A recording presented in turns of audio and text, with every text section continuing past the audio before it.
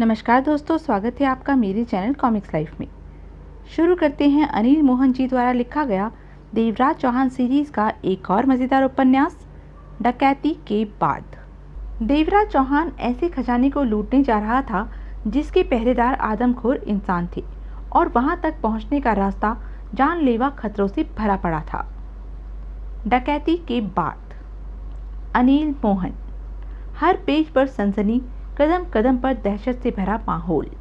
डकैती के बाद इंस्पेक्टर पवन कुमार वानखेड़े ने जो ही बंगले की हद में प्रवेश किया, ठीक उसी समय उसे गनों के घेरे में ले लिया गया। वानखेड़े का चेहरा शांत रहा। मीर सिंह चावला भीतर है? वानखेड़े ने सुलगती सिगरेट से कश लिया। गन मैनों में से एक ने उसकी छाती पर गन टिका दी। कौन हो तुम? उसने सख्त स्वर में कहा। ऊपर से लापरवाह नजर आ रहा वानखेड़े भीतर से सतर्क था। यह तुम्हें मीर सिंह बता देगा कि मैं कौन हूँ। भीतर चलो। वानखेड़े ने उसे घूरा। पूछने वाले के दांत भींच गए। इसकी तलाशी लो। एक गनमैन ने तलाशी लेकर वानखेड़े की जेब से रिवॉल्वर निकाला। कोई और हथियार है? उसने पुनः दांत भींचकर पूछा। एक ही है और यह भी वापस दे दो। वानखेड़े की आवाज में पुलिसिया भाव झलका। पुलिस वालों के रिवॉल्वर पकड़ने का मतलब जानते हो? मरना चाहते हो? वानखेड़े ने यह सब इस अंदाज में कहा कि वह हड़बड़ा सा उठा। तुम पुलिस वाले हो? Inspector Pawan Kumar Wankhede, special crime branch. Wankhede ने पूर्वता लहजे में कहा और एक कदम आगे बढ़कर गनमैन के हाथ से रिवॉल्वर लेकर बगली होल्स्टर में रख ली। इसे घेरे में लेकर भीतर चलो। क्षण भर के लिए वह कुछ नर्वस सा नजर आने लगा था। घेरे में? वानखेड़े ने खतरनाक निगाहों से उसे देखा। मतलब कि तूने मरने का प्रोग्राम बना लिया? तुम्हें मीर सिंह चावला के सामने पेश करना हमारी मजबूरी है। उसके बाद तुम जानो या वह जाने। वानखेड़े को दो ने गन के निशाने पर लिया और भीतर की तरफ चल पड़े। उससे बात करने वाला भी सतर्क अंदाज में उसके साथ चलने लगा। तुम यहाँ कैसे आ गए? यहाँ? वानखेड़े पुलिसिया स्वर में कह उठा। बेटे, अभी यहाँ पर बारात आने वाली है। सब वर्दियों में होंगे।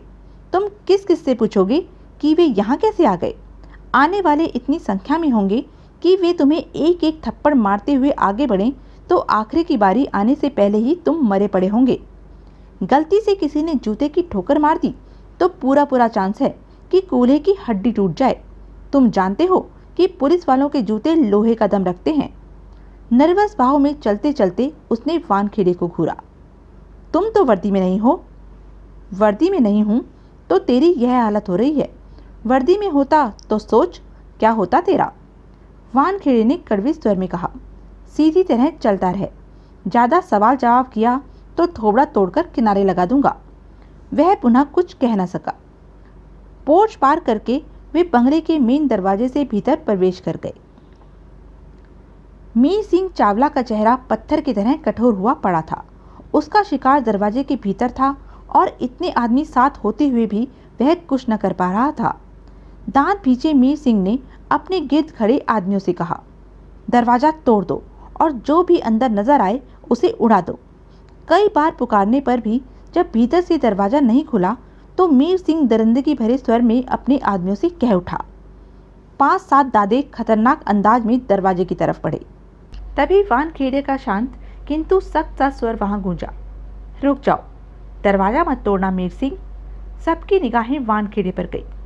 मीर सिंह उस वक्त पहली मंजिल पर दरवाजे के सामने था।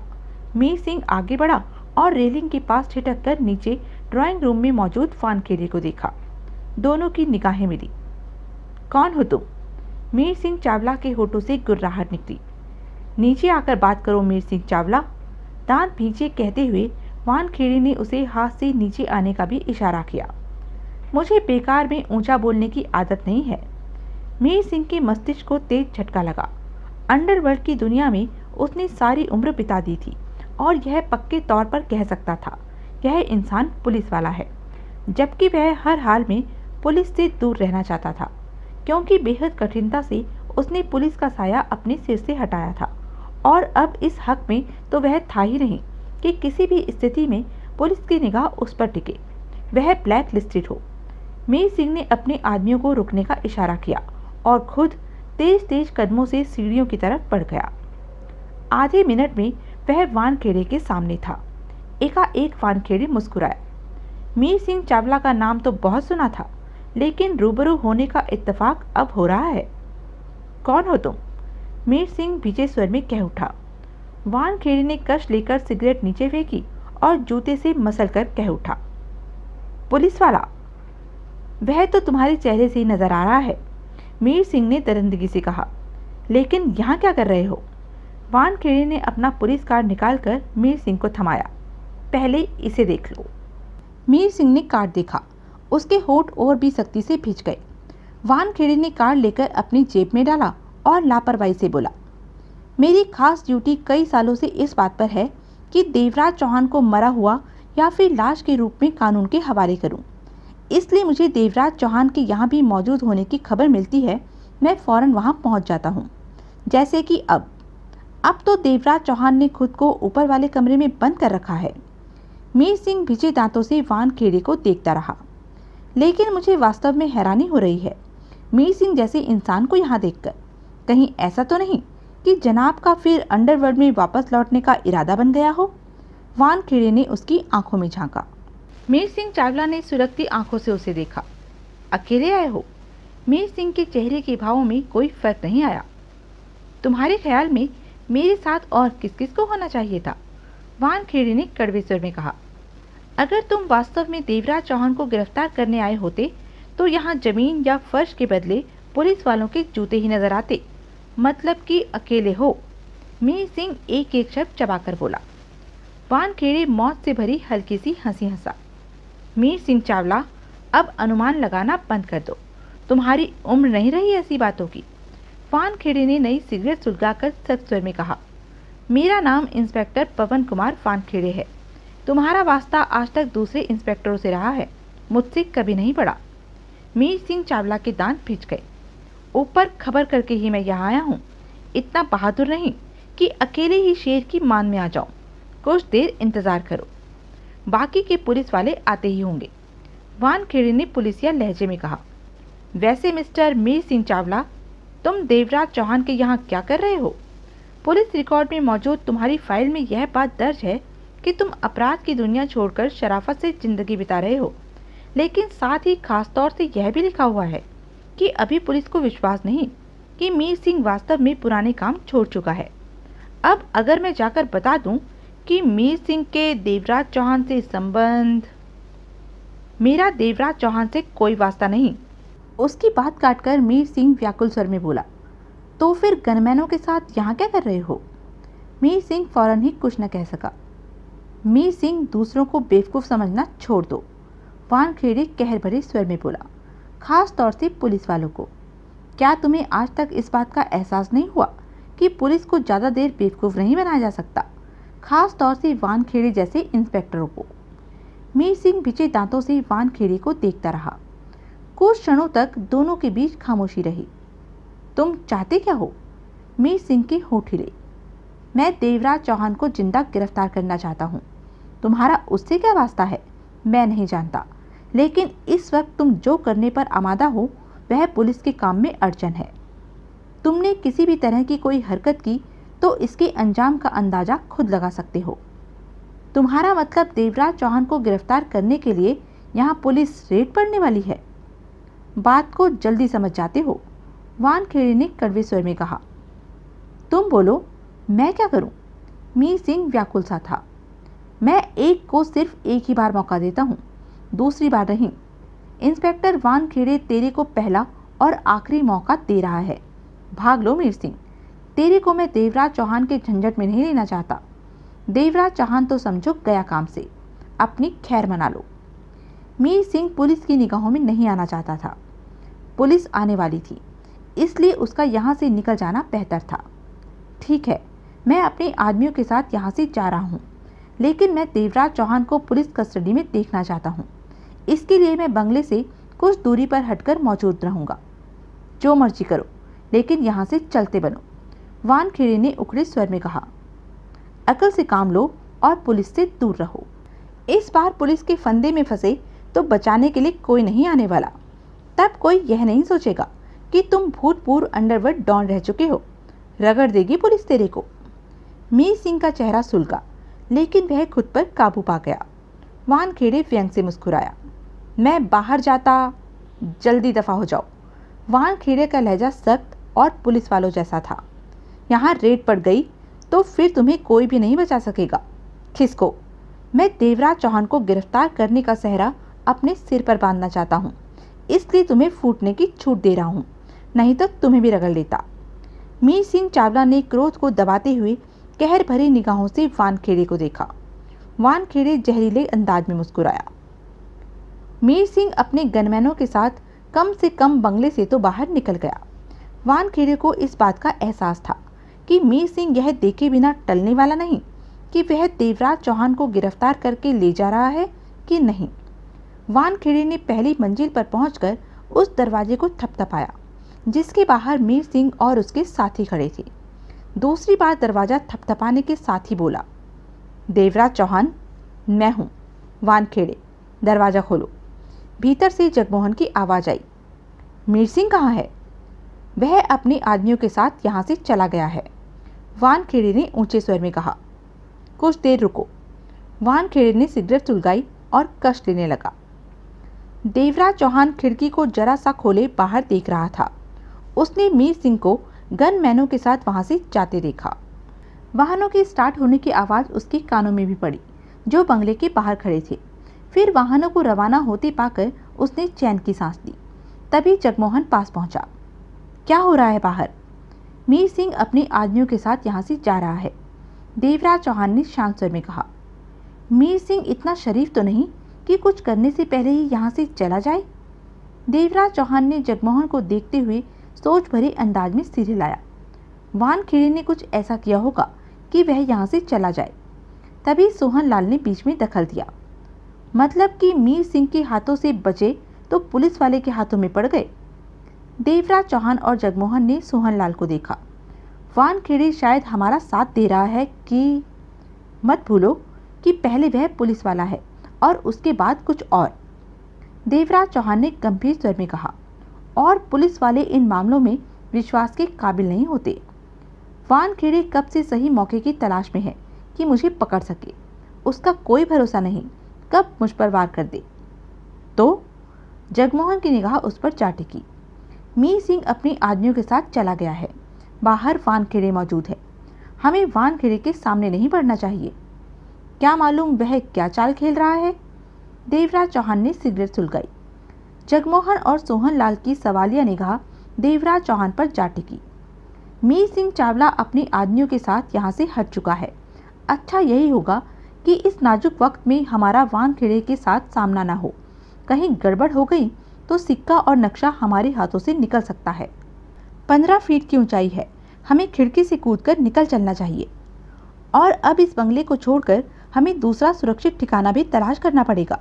जगमोहन बोला। बंगला सबकी निगाहों में आ चुका है। हम कभी भी खतरे में पड़ सकते हैं। तुम ठीक कह रहे हो, लेकिन यह बात की बात है, पहले यहाँ से निकलो, देवराज चौहान ने कहा। वैसे हैरानी की बात है कि मीर सिंह को हमारे ठिकाने के बारे में कैसे पता चला। जो बात हो जाए उस पर हैरानी जाहिर नहीं करनी चाहिए। तुम लेकिन मैं 15 फीट की ऊंचाई से छलांग नहीं लगा पाऊंगा। देवराज चौहान और जगमोहन की निगाह सोहन लाल पर जा टिकी। फुट 2 फुट की बात होती तो जुदा बात थी। सोहन लाल ने गहरी सांस लेकर कहा। इतनी ऊपर से कूदने का मुझे जरा भी अभ्यास नहीं है। 15 फीट की छलांग में मेरी 2-4 हड्डियां तो टूट ही जाएंगी। ताला तिजोरी वॉल्ट तो खोल सकता हूँ, लेकिन छलांग नहीं मार सकता। दोनों सोहन लाल के सूखे पतले शरीर को देखे जा रहे थे। यह तो मुसीबत खड़ी कर रहा है। जगमोहन ने गहरी सांस ली। तभी बाहर से दरवाज़ा थपथपाया गया। उसकी निगाह दरवाजे की तरफ उठी। वानखेड़े होगा। दूसरी बार थपथपाहट के साथ वानखेड़े की आवाज़ आई। तीनों की निगाहें मिली। देवराज चौहान, मैं हूँ, दरवाज़ा खोलो, वानखेड़े की आवाज़ आई। मीर सिंह कहाँ है? जगमोहन ने पूछा। वह अपने साथियों के साथ यहाँ से चला गया है, वानखेड़े की आवाज़। कुछ देर रुको। कहने के पश्चात जगमोहन ने देवराज चौहान को देखा। अब क्या किया जाए? देवराज चौहान के कुछ कहने से पहले ही सोहनलाल कह उठा। तुम लोग खिड़की से कूदकर यहाँ से निकल जाओ। और तुम? मैं वानखेड़े को संभाल लूँगा। सोहनलाल मुस्कुराया। ना संभाल सके तो जानते हो क्या होगा? जगमोहन ने तीखे स्वर में कहा। कुछ नहीं होगा, ज़्यादा से ज़्यादा 2-4 दिन बंद कर देगा। मैंने ऐसा कुछ नहीं किया कि पुलिस मुझे बंद रख सके।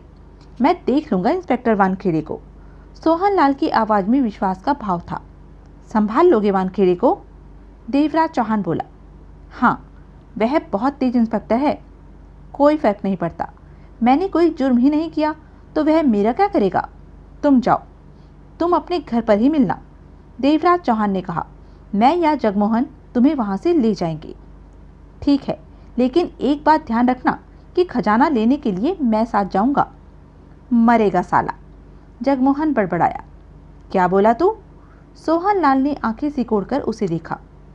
कुछ नहीं, अपनी माँ को याद कर रहा था, जगमोहन ने कड़वे स्वर में कहा। तभी बाहर से वानखेड़े की आवाज आई।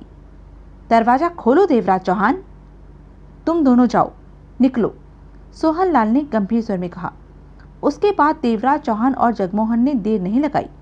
दोनों खुली खिड़की के पास पहुंचे और एक के बाद एक दोनों ने छलांग लगा दी। सोहनलाल ने गहरी सांस ली। तभी बाहर से पुनः आवाज आई। दरवाजा खोलो। वानखेड़े की आवाज में खींच के भाव आ गए थे। खोलता हूँ, सोहनलाल ने कहा और गोली वाली सिगरेट तैयार करके सुलगाकर कश लगाया।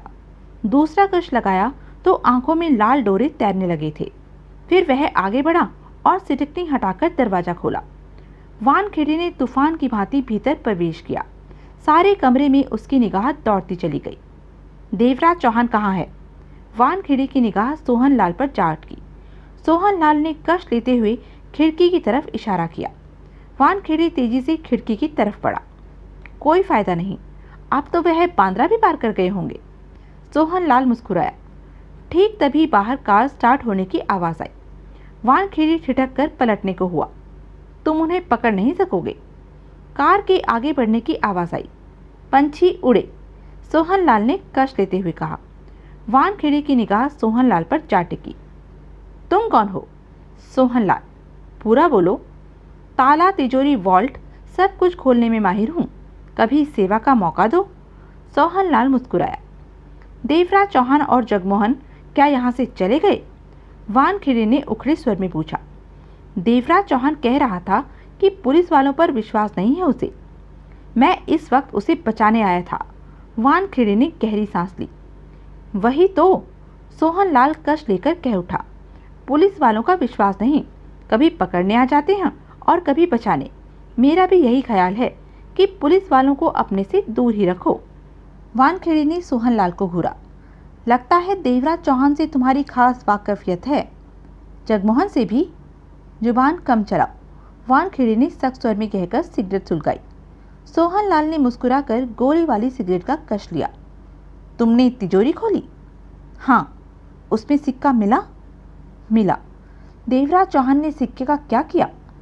सिक्के की परत उधेड़कर दोनों तरफ की लाइनों को लेंस से देखते हुए उसे कागज पर उतारा और पूरी तरह वह नक्शा तैयार कर लिया जहां खजाना है। वह सिक्का, नक्शा कहाँ है?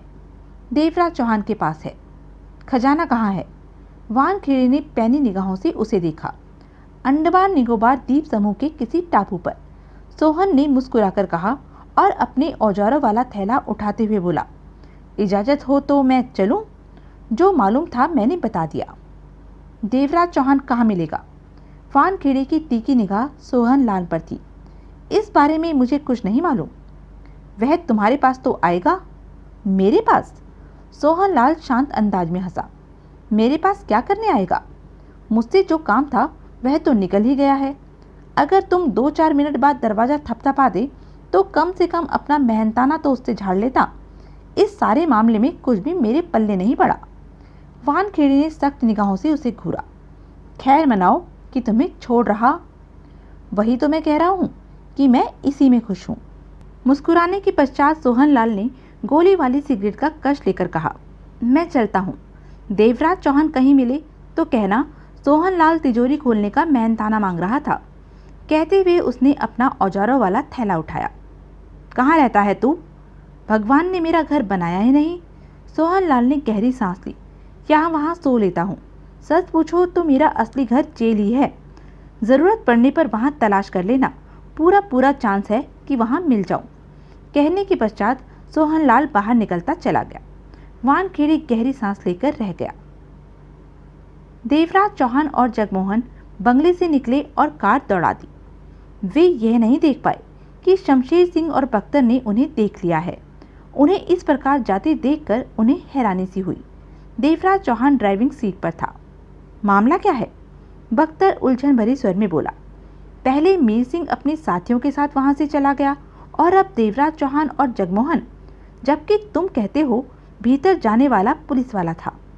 शमशेर सिंह ने कार स्टार्ट करके बैक की और सावधानी से देवराज चौहान की कार के पीछे लगा दी, इस तरह कि देवराज चौहान को अपना पीछा किए जाने का शक न हो सके। सोहनलाल बाहर नहीं निकला। बख्तर बोला, उसके साथ कोई गड़बड़ तो नहीं हो गई? गोली की आवाज़ सुनी थी, वह गोली सोहनलाल को तो नहीं लगी?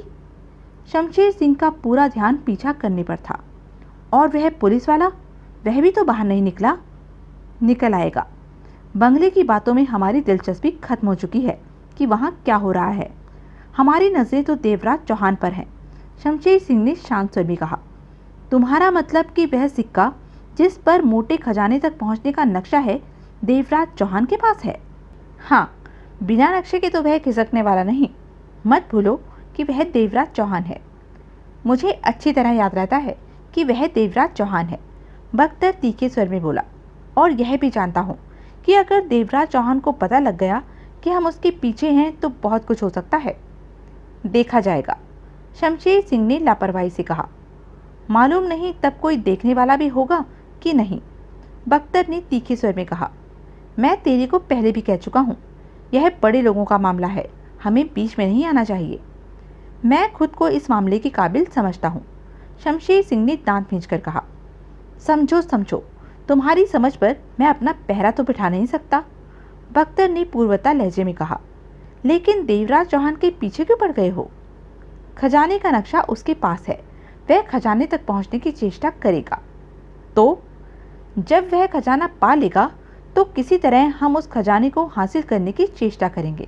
बहुत बड़ा खजाना है, हाथ आ गया तो मजे ही मजे, सारी जिंदगी ऐश से कटेगी। जिंदगी बचेगी तो ऐश से गुजरेगी।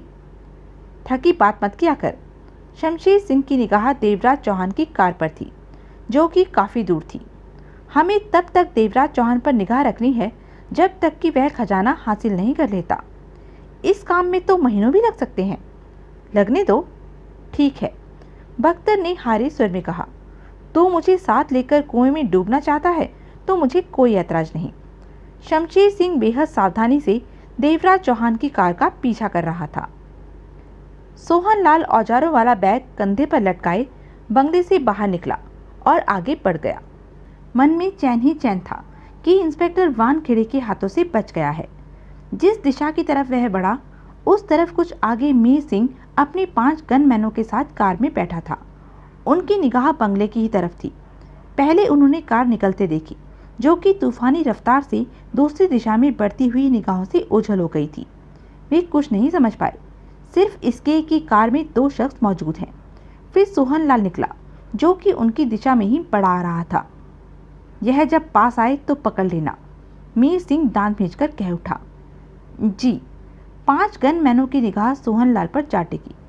वह पास आया तो 2 गनमैनों ने उसे दबोच कर मीर सिंह के सामने पेश किया, जो कि कार में ही बैठा सख्त निगाहों से सोहनलाल को देख रहा था।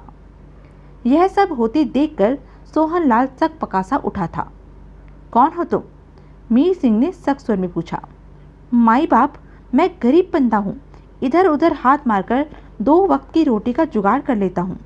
साथ ही साथ सोहनलाल उसकी आवाज़ को पहचान गया था कि वह मीर सिंह है। जब वे कमरे में बंद थे तो बाहर से यही आवाज़ दरवाज़ा खोलने को कह रही थी। क्या करते हो? माई बाप, नाम सोहनलाल, काम ताले तिजोरी वॉल्ट वगैरह खोलना। उस बंगले में क्या करने गए थे? तिजोरी खोलने गया था। पहली बार जिंदगी में हार माननी पड़ी। सोहनलाल का दिमाग बहुत तेजी से चल रहा था। मीर सिंह की तसल्ली कराना जरूरी था, नहीं तो उसकी खैर नहीं। लेकिन आप कौन हैं? मैंने तो आपको पहले कभी देखा भी नहीं।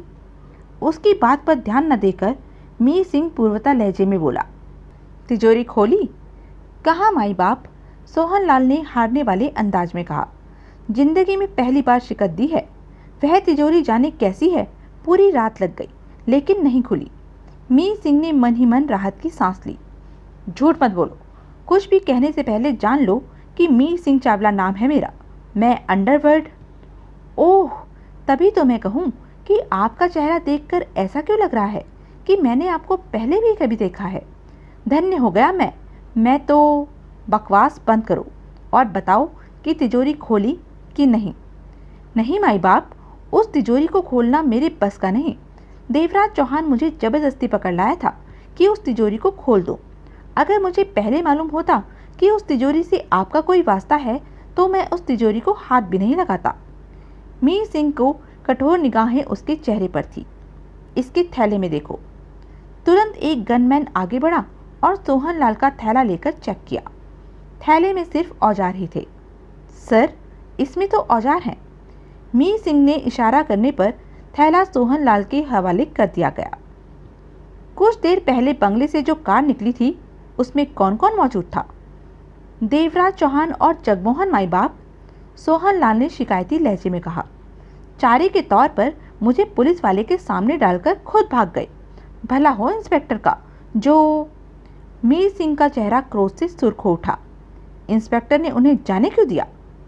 वह कहाँ जाने देता साहब। उसका बस चलता तो वह घसीटता हुआ थाने ले जाता, लेकिन ऐसा तब होता जब वे हाथ लगते। वह बाहर से दरवाजा थपथपा रहा था और उधर वे दोनों खिड़की से कूद गए। इंस्पेक्टर को तो तब पता लगा जब वे कार स्टार्ट करके भाग रहे थे। मीर सिंह के दांत भिज गए।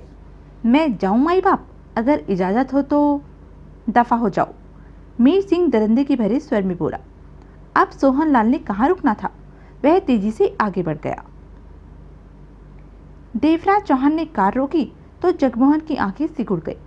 महादेव? हाँ, देवराज चौहान ने कहा। हमें 1-2 दिन छिपने की ज़रूरत है तैयारी करने के लिए। देवराज चौहान ने कहने के पश्चात सिगरेट सुलगाई। इतना वक्त हम महादेव के यहाँ बिता सकते हैं। जगमोहन ने सहमति में सिर हिलाया। कार को किसी ठीक जगह पार्क करके आ जाओ। कहने के साथ ही देवराज चौहान दरवाज़ा खोलकर बाहर निकला तो जगमोहन ड्राइविंग सीट पर सरक आया और कार आगे बढ़ा दी। देवराज चौहान उस मध्यम वर्गीय कॉलोनी में प्रवेश कर गया। 5 मिनट के पश्चात ही देवराज चौहान महादेव के घर के सामने था। दरवाजा भीतर से बंद था। उसके थपथपाने पर महादेव ने दरवाजा खोला।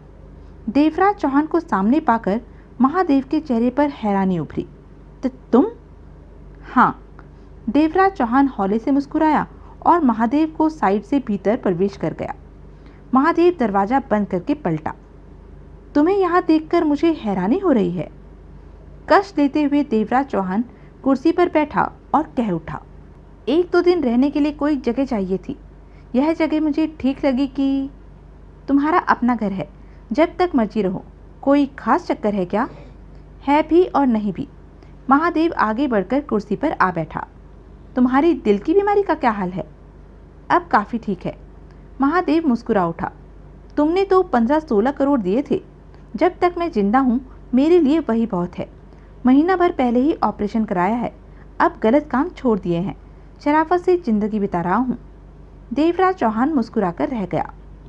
जगमोहन कैसा है? महादेव ने पूछा। ठीक है, आने ही वाला है। महादेव सिर हिलाकर खड़ा हो गया। मैं तुम्हारे लिए चाय बनाता हूँ। 10 मिनट में शमशेर सिंह वापस लौटा। बख्तर कार में बैठा था।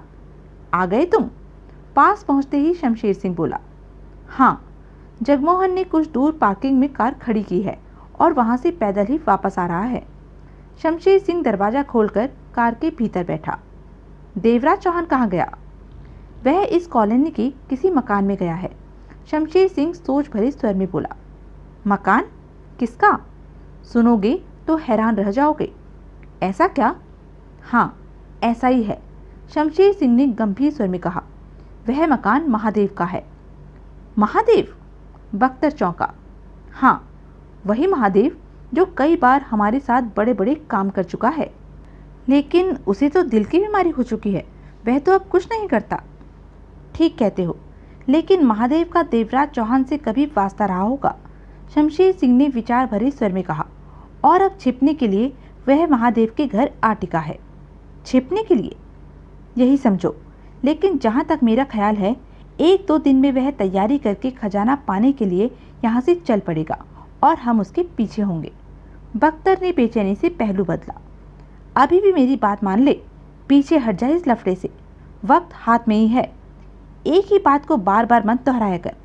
शमशेर सिंह उखड़े स्वर में बोला और अगले ही पल चौंक कर कह उठा, वह जगमोहन।